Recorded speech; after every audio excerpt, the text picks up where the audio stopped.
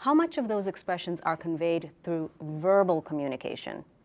More often than not, our intense emotions are conveyed non-verbally.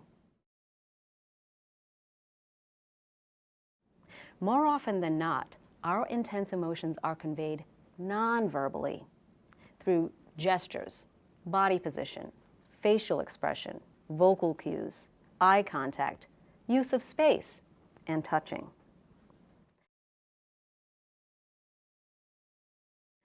Imagine what would happen if you don't understand this bubble. What might you experience? Possibly discomfort, irritation, maybe even anger.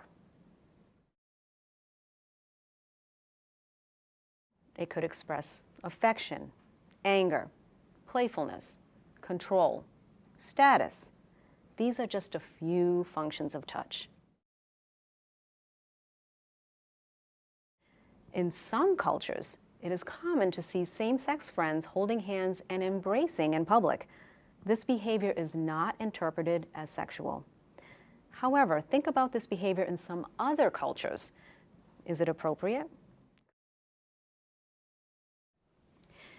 Today, we're going to start looking at nonverbal language. Nonverbal communication has often been referred to as the hidden dimension of communication.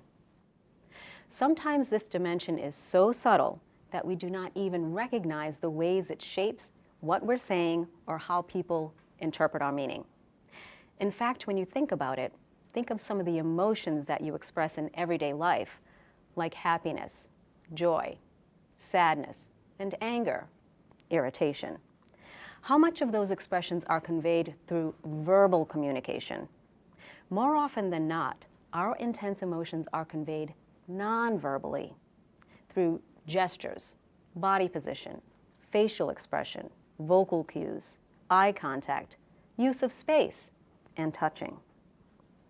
Okay, now let me make 2 points about how nonverbal communication functions. One is, sometimes when we communicate, it may only be through the nonverbal cues. The nonverbal gesture carries all our meaning. But secondly, nonverbal cues also function to help us interpret the verbal message. And this is the point I want to focus on first, that nonverbal cues help interpret a verbal message. Where we see this really, in a very subtle way, is through the use of humor and sarcasm.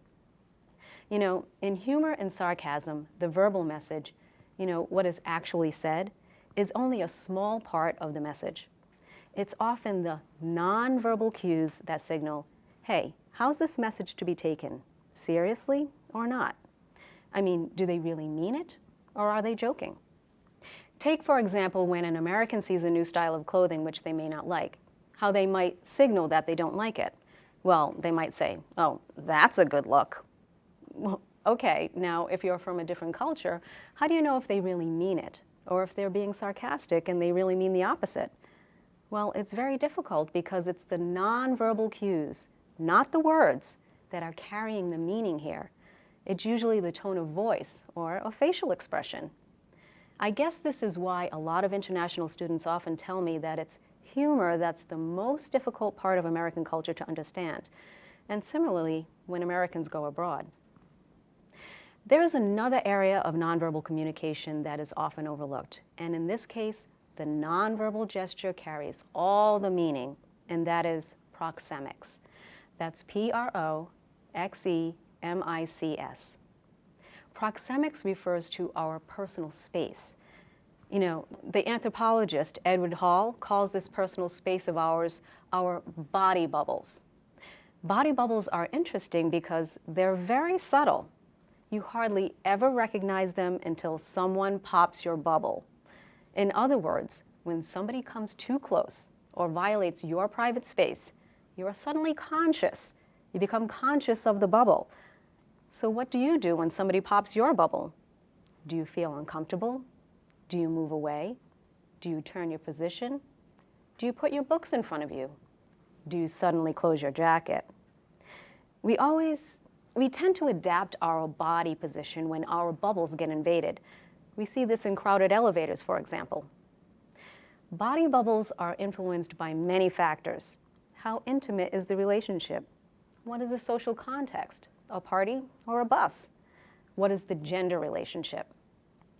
However, a strong influence on body bubbles is culture.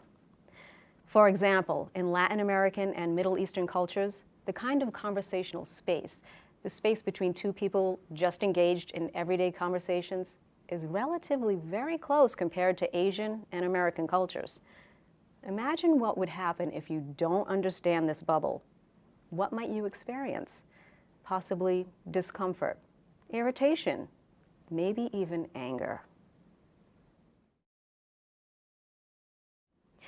And a third area of nonverbal communication, an area that's extremely powerful, where there are very strong norms, that's kind of social, unspoken social rules, strong norms that are easily violated, is the area of touching.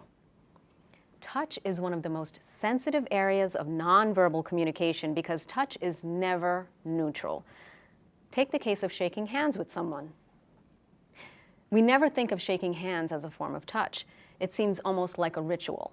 But in fact, it's one of the major forms of touch between strangers. Now, in American culture, for example, we value firm handshakes.